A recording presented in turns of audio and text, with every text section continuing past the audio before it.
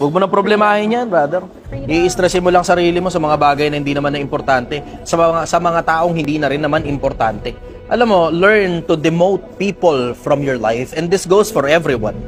Sa lahat ng mga nakikinig sa akin, learn to promote people in your lives, and learn to demote people from your lives, and learn to excommunicate people from your lives.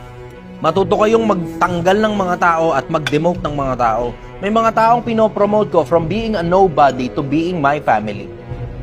May mga tao naman from being my family to not stranger, to an acquaintance.